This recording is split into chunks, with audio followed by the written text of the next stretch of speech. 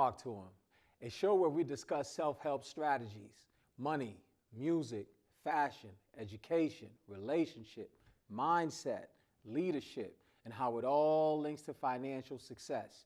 Be sure to hit that like button, and while you're at it, share. It costs you nothing to share, folks. I'm your host for this show. My name is James Levesque. Talk to Him. Man, come vibe with me, fam. Listen, we got a special show for you today. Today's guest is someone I've known for over a decade, and someone who has impacted not only my journey, but the journey of countless young people and community leaders across Boston, Massachusetts, and beyond. He's a leader, a strategist, a mentor, and builder who has spent decades creating opportunities behind the scenes through public service, nonprofit leadership, youth development, policy, and community engagement. He currently serves as president and CEO of Boston Music, Sports, and Law Foundation, an organization committed to exposing communities to opportunity, education, leadership, civic engagement, and pathways that changes lives. Beyond titles and accomplishments, what stands out most to me is his willingness to open doors and bring others into rooms they may never have imagined themselves being in. Tracy, thank you so much for pulling up on us, big bro. Excuse the left, Jay. It's all right. I'm happy to be here. I'm excited about being here. And while I'm here, I might as well talk to him, Let's Jay. go. I'm here to talk to him, Jay. Yes, I am. Trey, man, yo, it's a pleasure to have you on here, man. And you know, let's start with the Boston Music, Sports, and Law Foundation, Yep. right? You know, what inspired you to create Boston Sports and Law Foundation? You know, I think, well, first of all, our God inspired me, my faith and my pastors. More than anything, you know, I have this desire to want to help people. I love helping people. My whole career, I've had the opportunity to help people all across all walks of life, and especially throughout Boston and all different communities. But later in my career, I've been really focused, inspired on helping black people. You know, I really want to do work around black Americans. Haven't been engaged in politics for a long time. I've come to realize we could do better. We could have more, but there's some things that we have to focus on. And as you know, one of the things I'm really excited about working on is getting black people out to vote. You know, we are limiting everything that we can have in the future, limiting things that our children can have in the future. So I'm here to really, you know, my inspiration comes around figuring out what's the next level. We've done certain things for so many decades, and things are just not changing. You know, it's time for us to do things differently. And in order to do that, to get black folks out to vote, the organization itself, the Boston Music, Film, Sports, and Law Foundation, you know, in order to get people engaged, I think you have to take politics and politicians out of the mix. It just hasn't worked. So we're using if you notice, the name doesn't sound like it has anything to do with voting. Our first program, the Reverend Dr. Martin Luther King, Rabbi Abraham Joshua Heschel, New Civil Rights Movement, Black Voting Initiative. It's a long name. Talk to them. Yes, sir. You know, it's a long name, but we're doing everything to make people think about the other things that they need to do, engage, to make their lives better. And you just, it surprises me in the black community, just things that we take for granted that we have to change in order to move ourselves forward as individuals, and as a community, and then we can be considered as a serious, consistent constituency. Yo, that's a great point that you brought up there, right? But let me ask you this: why I always wanted to know why combine like music, sports, and law into just one organization? You know, it's something. One of the things I've always thought about is think about is history, culture. Music and film have been a big part of black culture.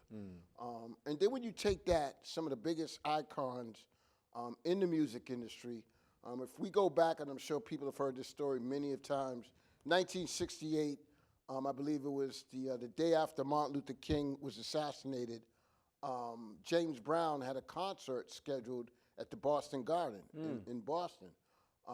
At that time, I want to say it was Mayor White said, and there was all of this rioting happening in communities throughout the country from black folks, rightfully so because of his assassination. Mayor White said, we're not going to have that show. And we bring all these black folks down to this area, they'll riot and tear Might this be up. going crazy. Go crazy. Yeah. Crazy. So James Brown convinced the administration to have the show. He says, listen, I can control black folks, and I can do it with music. And when he had that show, there was no rioting in Boston. Music calmed folks down. And I just think that music and film is something that will draw people in. We'll bring people in with some of the shows that we're going to do, with the lack of social opportunities in Boston, social life. We're going to have these events at different venues, bring people in large groups, and then have an opportunity to speak a certain message to them. I mean, on another note as well, I write. I love to write. I've never sold anything. Never sold a thing. But I have 10 scripts that I've written. You've read some of them. We're going to talk about that. We're going to talk about that, right? We're going to talk. So let me ask you this, Trey, right? You mentioned, you want to help black people, right? Especially in our community. I just feel like there's like a lack of just brotherhood or even sisterhood, and there's just a lack of community, right? In your opinion, what problems are you trying to solve? It's crazy. One of the first programs we're going to start is called the I Love You Black Man, Woman, and Child program. You would be surprised at times some of the animosity that exists in our community. For instance, you just walk down the street and people don't speak to each other. Yeah, that's mean mugging. Mean mugging. I'm like, what is wrong with you people? It's all right to smile. Yeah. Goodness gracious. And then I have this thing that I to be honest, I have to give credit here. I thought that I had developed this saying, but I got these from the brothers from the Nation of Islam. When I walk by and I see a black man, I say, how you doing, black man? And they kind of look at me, what did you say? Like, how are you, black man? And they're surprised that I spoke to them in that manner and just talking to folks, letting folks cross in the crosswalk in the community, going up to people, speaking to them. Oh, I love your haircut. I love what you're wearing. Yeah. Working with senior citizens, making sure the young people, like when I was growing up, we used to always sit on the stairs and watch this one man go to the corner store. When he went in, we went in, and we just stand there and look. He's like, what y'all want? Just get something. We just stand there and look, just like, go get something. I'm that guy now. Kids are in the store. I want them to know that we are good people, but we have to pass that on. We have to communicate with one another. We have to help each other.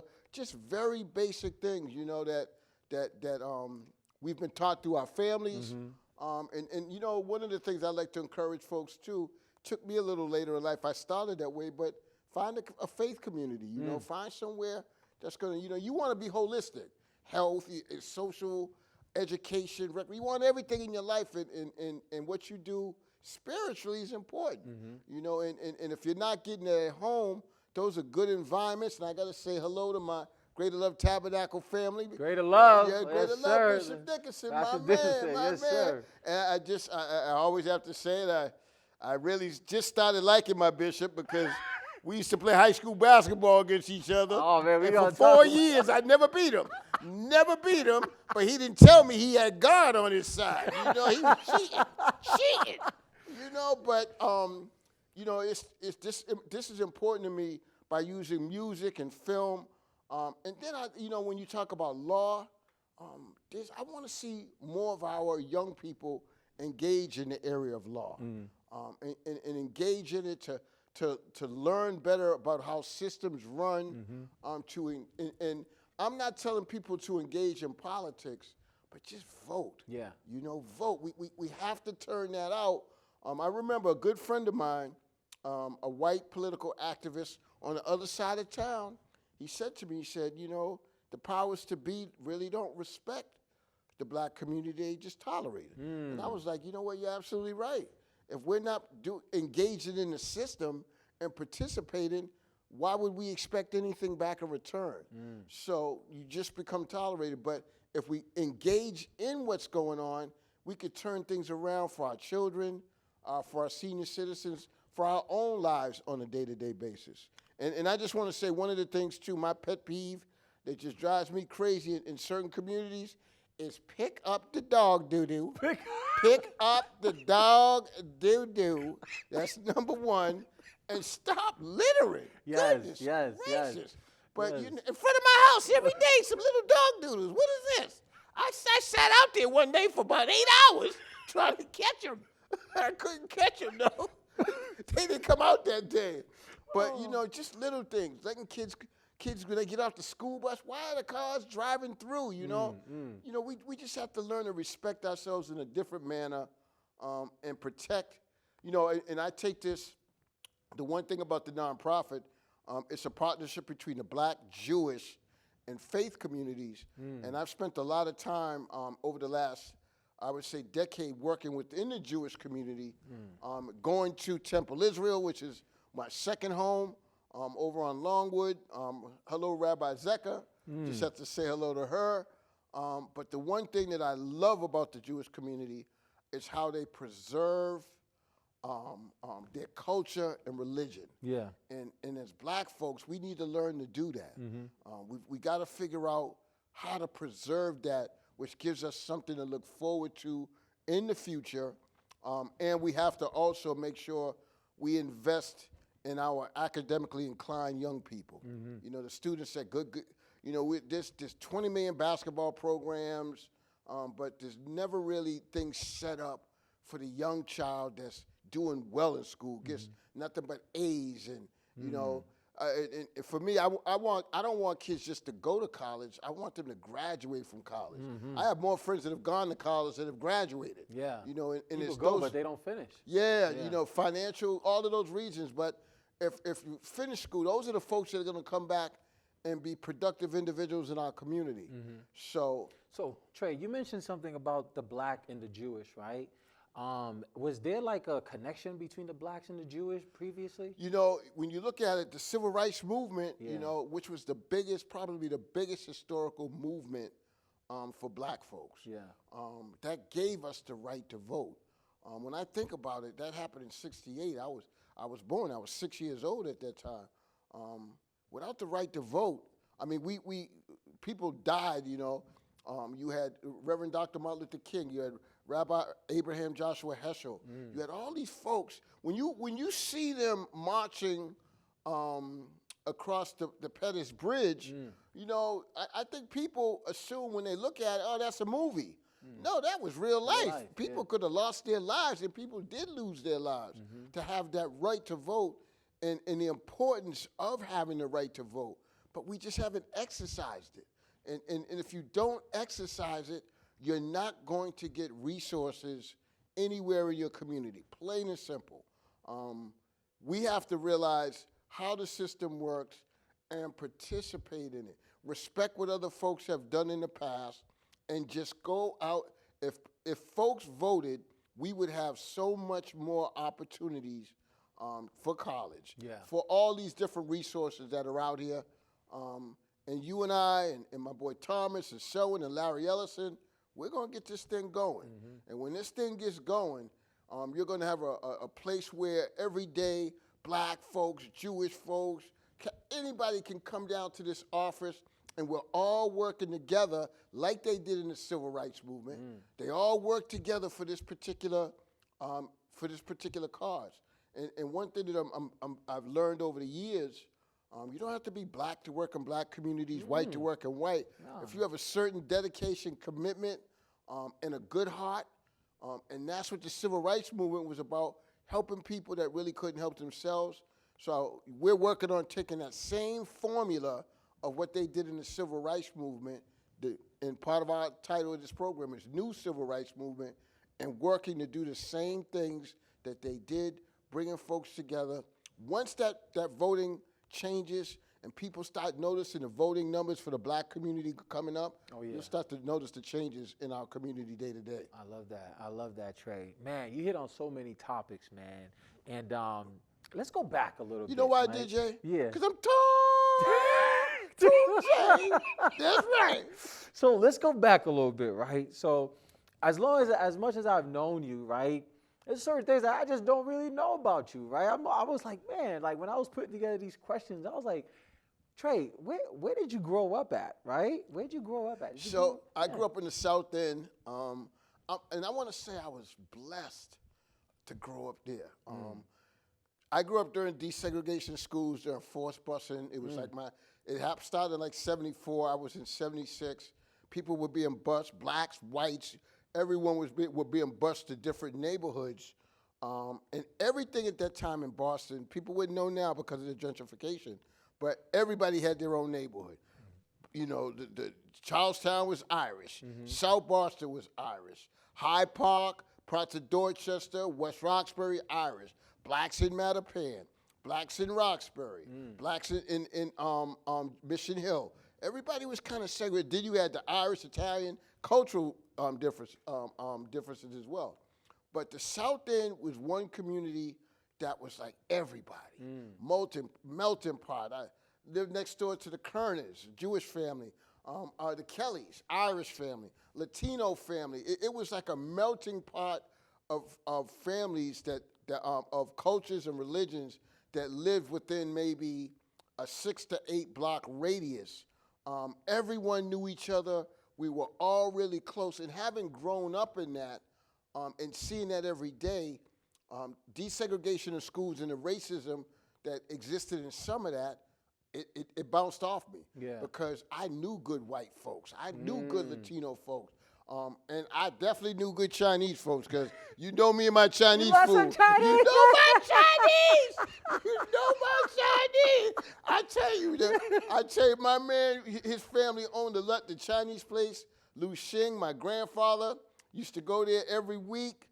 And it was funny because when I was in elementary school, a good friend of mine named Henry, his family owned a restaurant. So my mama used to feed me Spam almost every day for lunch. Spam Them be hitting, I had to throw the chips in there, smash it up with the mustard. Henry loved Spam. Every day I bring the Spam sandwiches, he'd bring me a box of pork fried rice. And that was my man. Every day we exchanged. It was a perfect agreement. But the South End was different, and I'll mention it now. I'm writing a children's book called Tracy Pearl's True Stories. It was named after my daughter, and I'm talking about my life and her life because when you look at some of the famous blacks that are out here and they talk about their neighborhoods, it's always a depressing story. You know? Somebody was homeless, somebody was on drugs, somebody was in jail. Yeah. Our life was my life and my child's life wasn't like that. We had good childhoods. We had good people around us. And I don't want black folks or white folks to think that all black children grow up in tough situations. So I'm telling stories, good stories about what happened in my life and my daughter's life that will hopefully encourage others to travel and to do other things. But my life in the South End, I couldn't have grown up in a better place. My grandparents bought a brownstone there. In 1941, excuse me. They ended up selling it, I believe. They ended up selling it, which broke my heart, but it was wonderful that God blessed me to grow up in that area. You know, something about you that I've noticed is that you've been around like a lot of powerful people. Yeah. You know what I mean? You've worked around mayors, government officials, decision makers, right? What happens in those rooms that the regular people never see? Oh, goodness gracious. Woo! Let me tell you, people hear the term behind closed doors. Yeah. You know, there's a lot of decisions that are made that impact people's lives. Sometimes you don't agree with some of the decisions that are made, but it takes time to learn why those decisions are made in those particular situations. You know, I've had been blessed to work with Mayor Flynn. Menino was my man. I mean, that was just my dude. I loved that dude. I didn't think I could love a mayor anymore until Marty Walsh came around. Yeah. And I'm gonna tell you, Marty Walsh was a mayor. He was good to everybody, but he was especially good to black folks. But having the opportunity, and they gave me the opportunity, and I must say I worked hard to get to those places. But there's discussions and decisions that are made, and it's rough back there. It's no room for babies back there because the language is swung around. You know, people's feelings are gonna get hurt. It's a tough environment, and if you can survive it, it's a good thing. I remember a good friend of mine, a South Boston elected official, I won't name names, people used to say that this gentleman was a racist. And I was like, nah, I know him differently. I know him completely differently. And working with this gentleman, I remember there was a federal grant that we had worked on, and the U.S. attorney at that time, back in the day, Donald Stern, helped us get a huge $25 million grant over a 6-year period. And I love you for that, Don Stern. He helped us, Scott Hochberger, all these folks. But when he helped us get this grant, in order to get the money, it had to be in these certain zones. And I thought the money it was based on kids that were being killed in the community, black kids. And I was mad when they included some of these other neighborhoods that weren't black neighborhoods. And I was so upset, you know, I was like, man, I can't do this anymore. I'm getting out of here. I'm quitting this job. And my man from South Boston said to me, well, if you quit, someone's going to replace you. And he says, if you're not in the game, you can't help your own people. And I was like, you know, as mad as I was, he encouraged me to stay. Like, some of this is going in another place. You just have no control over it. And you have to learn to be a big boy, pull up your Pampers, and say, like, look, I gotta move on. I can't be angry. Just like if you're not sitting on the bench, you can't get in the game. So, yeah, it's been a tough ride. Behind closed doors, things get done. And the other thing I want to say too, a lot of folks get criticized for being a certain type of person. People automatically, you know, black folks are too at times, will throw that race card around. Yeah. It's almost like it's like a cover-up. Like, Yeah, it's like an excuse. Exactly. Like, oh, they hate that we're black. Yeah, when it gets bad, he's a racist. Yeah. He's a racist. Him, her, all of them. You know, I'm like, what are you talking about?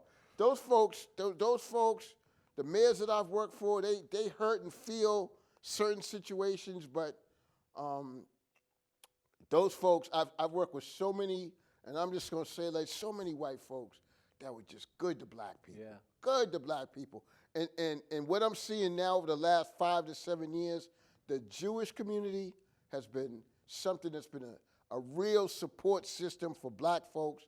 I have the opportunity of working with Rabbi Heschel's, and he's like one of the biggest names in the Jewish community. You got to meet Susanna Heschel and her husband, Jim Aronson. Oh, the family is just the nicest group of folks you ever want to meet. And once again, I want to pull together that black, Jewish, and faith communities to move forward in the future. So I got to tell you this story, right?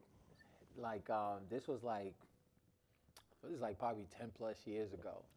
Tracy hits me up. He's like, yo, Jay, I want you to pull up to this spot, right? Look fresh. I was like, okay, cool. Pull up, right? And this is like my first time. I'm like a young boy. I'm like my early 20s or something like that. That's how I know, like crazy, I've known you too. And it's Governor Deval Patrick, right? Just chilling, you know what I mean? And it's like, I think this was at the Hampton Inn. We was doing our thing at, right? He was just chilling, you know? And he's like, and I said, hey, how you, I came in kind of tight. Hey, how you doing, Governor Deval? He was like, oh, man, relax, man. Call me. I'm Deval, you know what I mean? My thing is that you've always been helping, like opening doors for younger people, right? Why is that important to you? Because for me, as an up and coming, trying to figure his way out, that was big for me, you Sure. know? And not too many blacks, not too many elders, I should say, or big bros, we call them big bros, really help like that. You are definitely one of the people that actually embraced me and actually put me into the rooms too. You know, why do you do that? I think a lot of it is just who I am as a person, and getting that, getting it from internally from my family. When I was growing up, my mother always community involved. I have her sister, my aunt, down in Miami, had one of the largest performing art studios in the city of Miami. And more than anything else in the world, Jay, I love helping people. I love the look on someone's face when you help them. And then you don't know what's coming in the future. Now the thing that's so wonderful, I'm in the supermarket doing my thing, and you know, or going out to eat somewhere, someone come up, man, you don't remember me, do you? You gave me my first job, or you helped me get my first house, or you got me out of jail. I'm like, you didn't do anything while you out with me. Did you keep it straight? Yeah, okay, cool. Now I remember you. Now I remember you. You know, but yeah, that feeling of helping people, I don't know what I'd be doing in my career. And I got to be honest, I got into it. So I got blessed. It was so, I'm going to use the word lucky, but get out of college, don't know what I'm going to do, doing all these jobs. My good friend, your good friend, Thomas Patterson says to me, another good friend of ours by the name of Robert Lewis Jr. Is starting this program called the Street Workers. I'm like, shit, street workers? I ain't trying to clean nobody's streets. You know, I ain't sweeping those. I got a degree. But it was a program to go out and work with gang members. Back in 1990, when the gang stuff was really out of control, I got hired into that program. Let me just tell you, even how God influenced that. The job, I couldn't get in contact with Robert. Me and my boy Joe Poindexter started lifting weights at a gym called Mike's down in the South End. But I knew Robert Lewis's wife worked at a place in the neighborhood. I stopped to see her. She had him call me. He said, Trace, we already hired everybody, but I'll let you interview. By that time, I had interviewed about 100 times and couldn't get a job anywhere, so I was a professional interviewer. I was ready. Went in the interview, they called me back, said, we got rid of the other person, we're hiring you. And that kind of like kicked me off in my career. But it was, once you started, and at that time, when you start helping people, and you see some of the things that people are going through in life, I mean, the stories that I've gone through with people, and now there's probably, I always keep around 10 young people that I call my dream team that I continuously help. But when I was driving over here, it was funny. My girlfriend and I, we love to go out to dance. We went to this party several weeks ago, and we're dancing on the floor. And while we're dancing, we sat down for a second, and I noticed this group of 4 girls, these little fly girls coming in there. You know, they got the hair and the earrings. You know, they fly. You know, I'm watching them, and they're over there dancing, doing their own thing by themselves. I got on the dance floor, started dancing. They came out and were dancing. They, Tracy! And they were kids and young people that I had worked with for years. And it was just such a good feeling to see that they were doing well, you know, and I just think that I've been blessed in my life to always have the opportunity to do God's work. You know what's so crazy, too? As you're talking about that, I think about all the time that I'm driving around with you in the city, and people just be stopping. Trace! I'm like literally, we'll go like 15 minutes. Trace! And you always stop. Yeah. You know, you always stop. Let me ask you this, right? What's changed the most with young people over the last 20 years? In your opinion? Murders. Oh, my goodness. I still can't get it. My first 4 years when I was working with gangs, I went to over 100 funerals for kids. Oh, my goodness. It was something that I couldn't believe it. I said, this has got to stop. And I hate to say it, but young people, black homicides are now part of our culture. And when we had a lot of success in Boston, we went 2.5 years without a juvenile homicide, had one, went another 1.5 years, which took us on tour around the country. And when we were around the country, I was seeing blacks were living the same everywhere, and murders were happening everywhere. And I have to be honest, in my opinion, black men, we have to step up and stop this stuff. We gotta, it sounds corny, we gotta take care of our kids, but I think we gotta take care of other kids as well too. You know, I remember, you know, living in several places where I've lived in my life, I did little things like instead of barbecuing in the backyard, I barbecue in my front yard.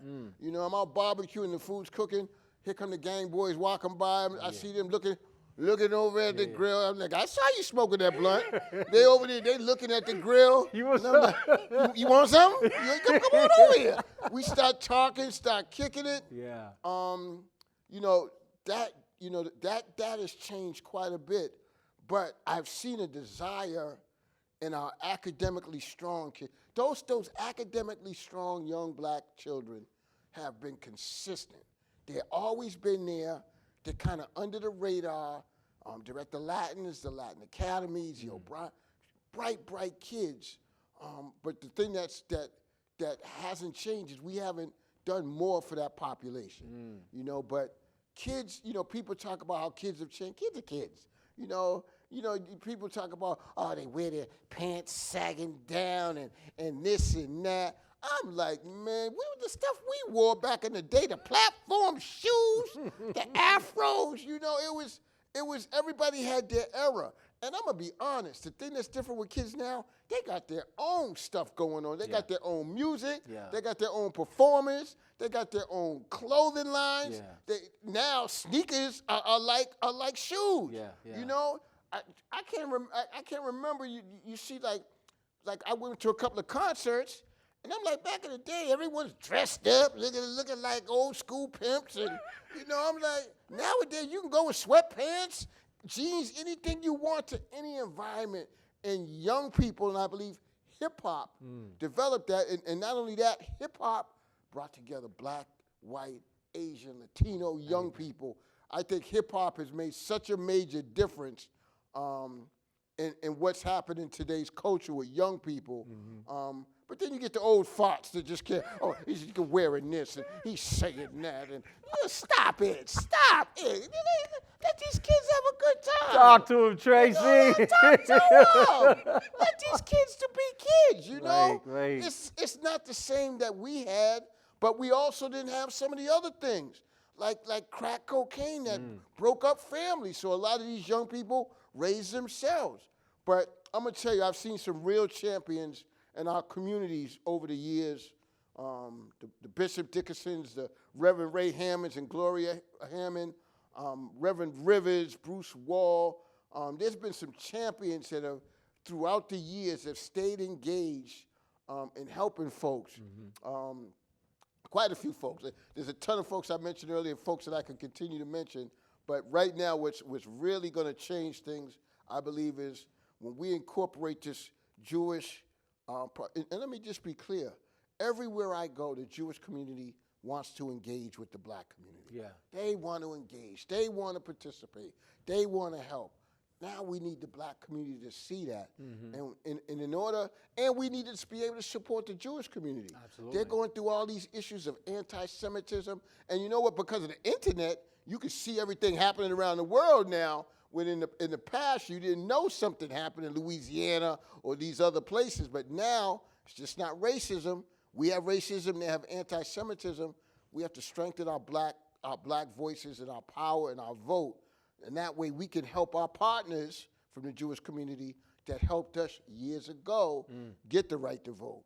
And that impacted women and black people more than anything. And and I'm not ashamed to say either, my focus is really on, black Americans and people of black descent. I don't use the term African American. I use black American. Why is that?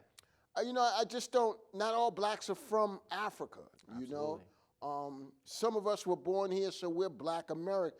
I'm very, I've been through it all where we were colored. We were colored folks at one time. My grandfather's, I started saying, I guess I kind of said it in a smart way. We're Negroes. And then we went to Negroes, and then we went into the black thing, people consider to be militant, but I think it's something that we have to be proud of. Now when I see black people, especially black men, and they see me, they my things. What's up, black man? What's happening, black man? How we doing, black man? And Jay, Yeah. even that at times takes people to get comfortable. I remember I used to work at City Hall, right? So the elevator door would open, and we had a bunch of black guys that were from the streets in the past that worked in like the maintenance department. So the elevator door would open. In the front would be a bunch of white folks, and in the back, these black people back there. So the door would open. To the door, what's up, black man? Black man. And I'm looking at it like, oh, no, he didn't. No. They hiding like, no, he didn't say that. And I'm like, I'm getting through the crowd. Come here, black man. You know? After a while, Yeah. I be in the back of the elevator and open. They come in, black man, black man. Yeah. You know? We got to be proud of who we are and what we're trying to accomplish. And then we can start doing things with other groups. And you know what, too? Some of the petty beefs that we got to let that nonsense go. Let it go. We got to Let it go. and I'm really just thinking about our women in the black community. My daughter just had a baby, my youngest. Shout out to Tracy. Shout out to Tracy. You know, our women are doing their thing. Yeah. And if we don't support them as black men, who will?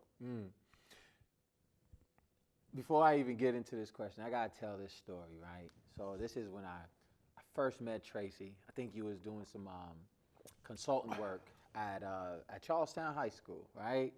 And he was like, man, you got something, man. You got something, right? So he was like, you ever did any acting? I was like, nah. Yo, I wrote this script. Yo, you should read it. So he sends me the script, right? He sends it to me. I didn't read the script, right? Just so happens, I think I went out on a Friday night. We went to, it was called Jade's at the time, right? Jade's restaurant. So Jade's restaurant got it downstairs. So I go downstairs, about to get some food, just chill out, right? Guess who I see? Tracy. That's my spot. Chilling there, right? So he's like, yo, I'm like, damn, I know he's gonna ask me if I read the script. I was like, I was like, all right. So I see Trace, he's like, yo, did you read the script? I was like, nah, I didn't read the script, Trey. He was like, yo, Jay, when you get home tonight, read the script. I swear to God. I went home that night, chilled out, and someone was like, yo, read the script. So I read the script. Boom, I'm reading it. I'm like, shit, this shit is good. Reading the whole thing. And at that time, I was not really much of a reader, but it just kept my attention. And it was called The Beast, right? Mind you, so Tracy, you're a script writer, and you have written about 10 feature films, movie scripts, and 12 episodes made for cable televisions called The Beast. That was the one that I was reading, right? How did you get into script writing, and how did you make it so damn good? Yeah, yo, so I'm going to admit it. I got some corny friends, right? Some corny friends.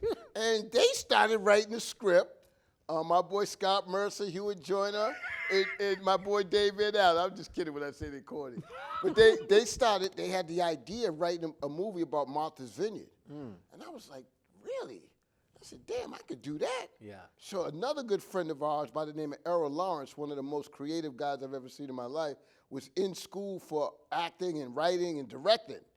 And we decided to sit down and do a script about the work that I was in at that time. And I needed him because I didn't know anything about script writing. Once I learned how to write a script, I had all these other stories I wanted to tell. And I have one of those personalities where once I get started, I can't stop. So I found out writing a script was a page per minute. And I got to a point where I couldn't type well enough to keep up. Plus, I couldn't use a computer. I can't do this shit. I got to write it by hand. And I started writing 300 pages by hand and then having someone else type it for me. And then I just kept coming up with ideas. And I think my best I'm telling you, my project, The Beast, it took me a year to write it, but it was funny. When I would tell people, I'd give somebody, like, read my script. And so a friend of mine, Cheryl Spence, she's like, okay, I'll read it. She didn't believe that I wrote it. Yeah. So she read the first episode. Okay, give me the next one. I gave it 2, 3, 4, 5, 6. And then, certain people will read it and they'll say, man, you didn't write that. Who wrote That's what that? I thought You too. know? I was like, And shit. I'm like, listen, it's just coming out of me. And then it just for me, it becomes fun. I think a lot of this comes from my aunt's personality. She's an art performer. Her and my Aunt Carol Ray, they were in performing arts for years. But the Beast, and one of the ones that I recently wrote called What If They, and the theme was, what if Martin Luther King and Malcolm X were not assassinated? And I was watching, my girlfriend and I, we were watching television one night, and it just, I wonder what would this world be like if they weren't assassinated? So I wrote a fiction script about them, and then God was talking to me and said, you have to put the Jewish component in. That's important to the history, because in my view, I don't think there's been a movement or a moment that's been greater for black people, with the exception of maybe President Obama getting elected, more so than the civil rights movement. So the script has a lot to do in that area. In my script, both of them lived to be into their 80s. But it's very different. And I swear, Jay, I couldn't tell you how I get some of these ideas. Yeah. And my thing is, too, I'm one of them idiots. I just talk to everybody. And I'll take this story and put it into another story. Everywhere I go, and I just go up and just start, where you from? Where you just start, and then I just ask questions. It was funny. I was just recently in Tulsa, Oklahoma. Oh, I'm going to go into that. I'll just tell you, I was recently there. Yeah. And Tulsa is really, it's country, right? Yeah. It's down south type of living. I don't know what I expected, though. I thought I was going to get there, cowboy hats, cowboy boots, guns on the hip, riding horses. I was disappointed. It didn't have none of that. But I was downtown, and we had to catch an Uber to get Chinese food. I got to try the Chinese food in Tulsa. And one of the guys says, I was telling him about what I expected. He says, well, I'm a city boy. And I said, this is what you call city? I was like, no way in the world. This is not city. But that, just talking to him gave me ideas for other things. And I write everything down. Sometimes I'm in the shower. I jump out the shower to jot something down. I keep pad and pen by my bed, just stuff that comes in my mind. I'm just lucky to be creative like that, but it's doo-doo on a stick until I sell something. Absolutely. I got to sell one of these things. Yeah. So, you actually got me into like the whole acting field. You fly, into Jay, that you fly. Because, before that, I wasn't even thinking about that, but you planted that seed, and guess what ended up happening? I went to Boston Casting. I met Angela Perry. Boom. I ended up getting a Keurig commercial. That was a good hit. Yeah. Boom. Then I got a Under Armour commercial. Boom. Big hit. Then I ended up in New York. I did this play.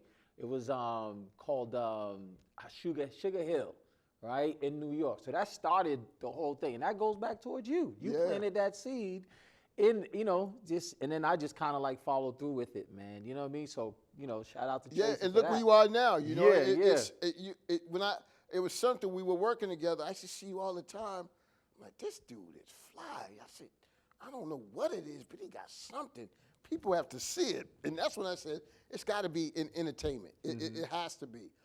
Just your swag, your presence. You're a good person. Look, your son is a good person. It's just it's hard to describe. It's just you can feel it, you can see it. But you know how it is too. Living in Boston, you can't get them breaks in entertainment. It's like that's like a L.A., New York thing. Yeah. But with the faith in God, you're gonna get there, and someone's gonna see it. We gonna get there. We gonna get there, baby. Absolutely. We gonna get there. Black man. You yes, better sir. believe it. So, you recently went to Tulsa, Oklahoma, right? So why did you go there? Why was the whole point of even going to Tulsa, Oklahoma? It's funny, right? I wish years ago, and a lot of that foundation is planted with your family. I wish years ago I liked politics and culture and history. I didn't like that stuff years ago. All I liked was basketball and management courses in college.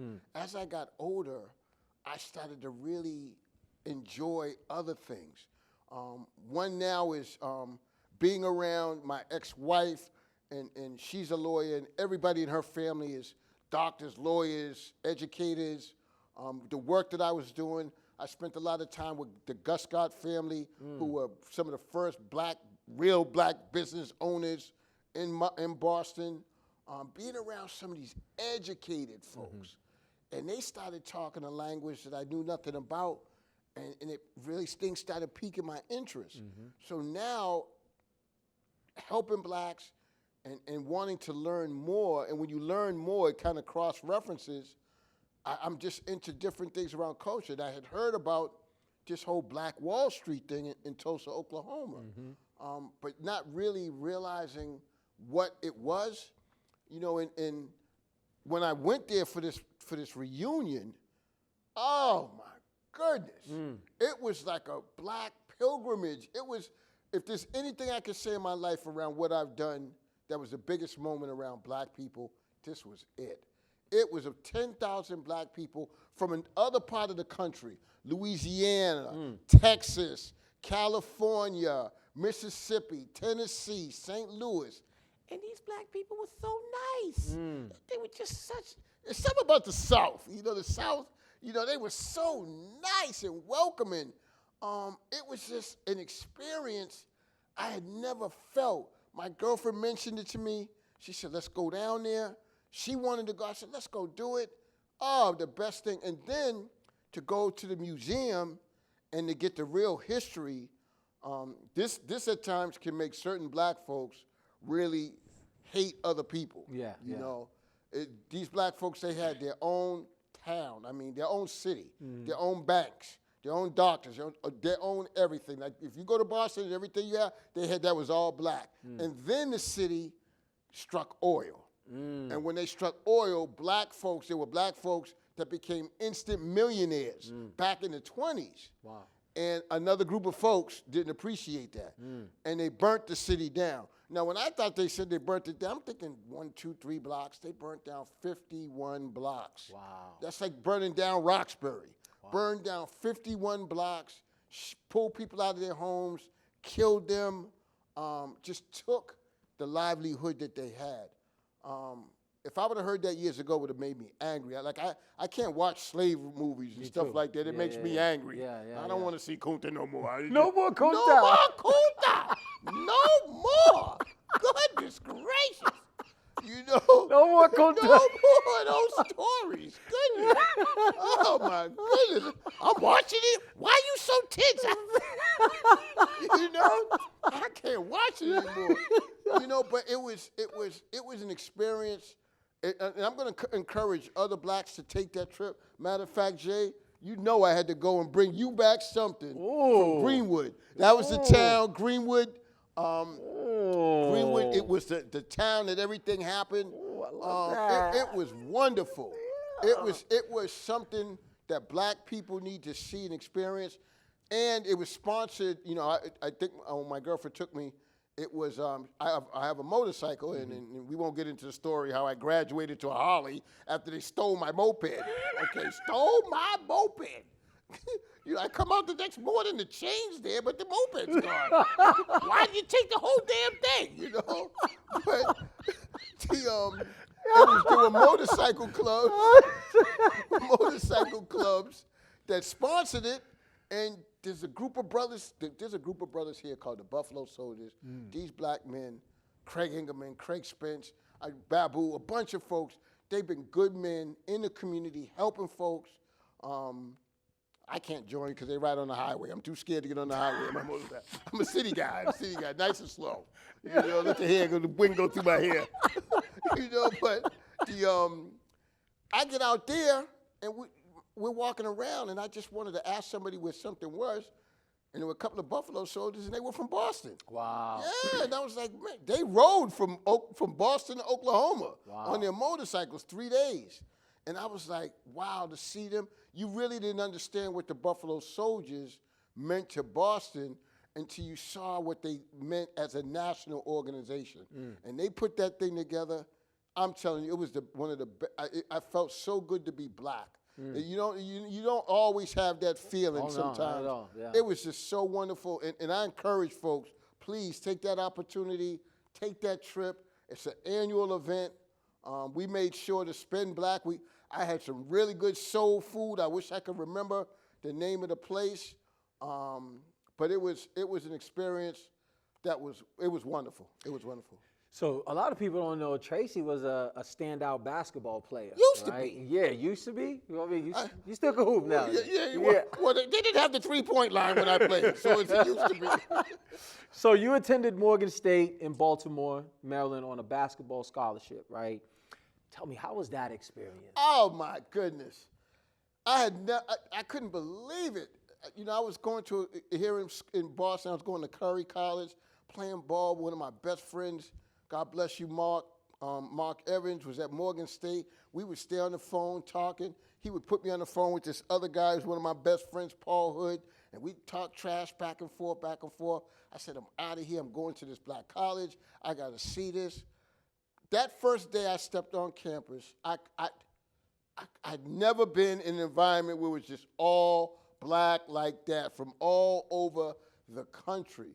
It was a little intimidating initially. You don't know anybody. I'm coming from Boston. Everyone knows me as a ball player. You just starting out as an average person here. So I didn't know there was a desk that the athletes go to get certain courses that you want to get into. But they open the ballroom, and it's like a bunch of chairs, and you go from seat to seat to seat to seat until you get up to the professor to talk to them about what classes you want to take. So people, as I'm sitting, folks that have been there before, said, you want to take this person for business law? And I'm like, okay, cool.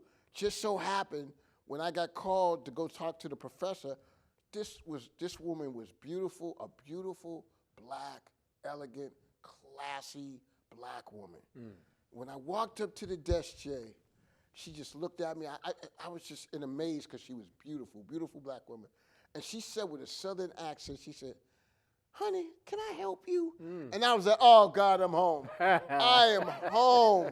That, you don't get that type of stuff in Boston, that was a southern hospitality. Yeah. And being in the South, it was just a whole nother feeling, seeing blacks, learning about the culture. That was probably one of the greatest times of my life. I had too much fun. I had a child in school. But I did graduate. I did it. I said, I'm not coming back till I finish. Yeah. But, can you imagine, in college, you go to a party, there's 1,500 folks, they're all black. You go to, everything you did was black, and then you're playing, my first game experience, I was the shortest on the team, so you had to run down this ramp that turned into the field house. You go in there, the cheerleaders were jamming, you got the foxy dancers that are jamming, the band's going off. I stopped when I was like, oh my goodness, what the? And then you got the baseline bums, right? The knuckleheads going crazy. I said, I better play good today because they ain't going to talk about me tomorrow. They ain't going to have me up in somebody's newspaper. Wow. It was just, it was wonderful. And then how the black faculty supported and nurtured you. And being from Boston, I was unique because there weren't a whole lot of people from Boston in that environment. But it was a wonderful, wonderful experience. Wow. Yo, this is our rapid fire questions. So I'm just going to throw questions at you. Okay. And whatever comes to your mind, boom. Chinese food. Hold on. I got you on that. I got you. Okay, here we go. Funniest moment working in government. Oh, goodness. Oh. It's going to take me a little. I got to think about it. Shows that we used to give. Okay. Yeah. Most unexpected room you ever found yourself in? In the White House. Ooh. Under President Clinton. Who's somebody famous that surprised you? Bill Clinton. Ooh.